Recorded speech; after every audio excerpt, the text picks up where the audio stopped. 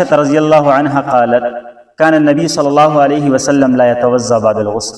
نبی کریم سلام به د غسل نه بعد اودس نه کولو. د غسل نه بعد اودس ته ضرورت نشته ځکه چې په غسل کې اودس راغی او موږ د غسل نه مخکې اودس چاردام وکړو کنه او بیا ځان باندې اوبه راواچو نو په دې کې خو اودس راغی، لہذا د دې نه بعد بیا د مانځه دپاره دوباره اودس کولو ته ضرورت نشته.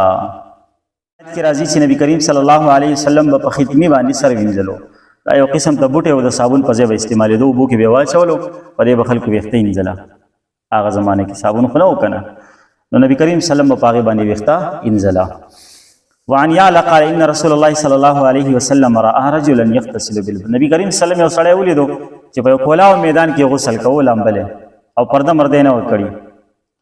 نو نبی علیه الصلاة والسلام منبر ته وختو، د الله حمد و ثنای بیان کړه او د هغې نه بعد یې وفرمایل چې ان الله حی، الله تعالی حیادار دی. الله حیادار دی یعنی د خپلو بندګانو سره حیادار والا معامله کوي. او الله تعالی چې دی پرده پوشي کوونکی دی، ستیر دی، پرده پوشي کوونکی دی. په خپلو بندګانو باندې یا د هغې عیوب او ګناهونه پټوي، هغې پرده راچوي.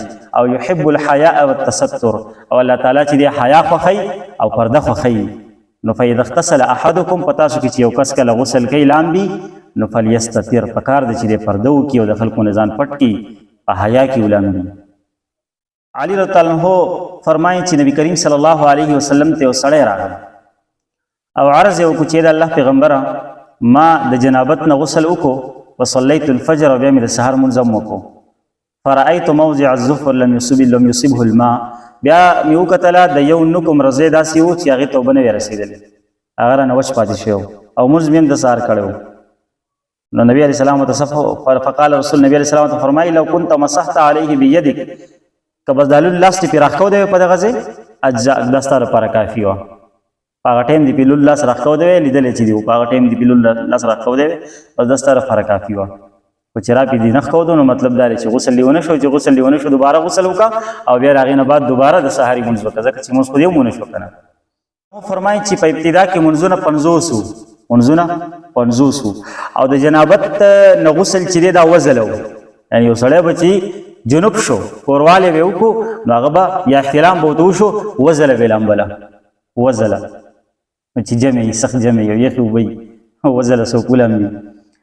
نو په ابتدا کې داسې وه او دغه شانتې د چا په کپړه باندې به چې بول ولګېده، متیازې به ولګېدې، دارې مارې به ورته وشوې نو د هغې انزل به هم وزله لازم وي، فرض و هغې کپړې نو هله به پاکېده. نو نبي کریم صلی الله علیه وسلم د الله نه دعا وغوښته چې یا الله زما امت چې دی ډېر کمزوری دی، زما امت داسې نشي کولی. نو الله رب العزت چې دی دا مسله ورته اسانه کړه. نو 50 منځونو نه 15 شو او د جنابت غسل چې دی هغه یو ځل شو او کپړه انزل چې دی هغه هم یو ځل شوه. دې حدیث کې راغلی چې کپړه وینځل یو ځل شوه. صحیح ده، دا د امام شافعي رحمت الله علیه مذهب دی. د احنافو مذهب دا دی چې کپړه به هله پاکېږي چې 3 ځله وینځلی شي، 3 ځله وینځلی شي او بیا نه چوړ شي نو هله به کپړه پاکېږي. که په هغې مزي لګېدلې وي، که په مني پې لګېدلې وي او که په هغې باندې بول لګېدلې وي، هر څه چې پرې ګندګي پې لګېدلې وي نجاست، نو هغه به 3 ځله انځي نو هله به پاکېږي.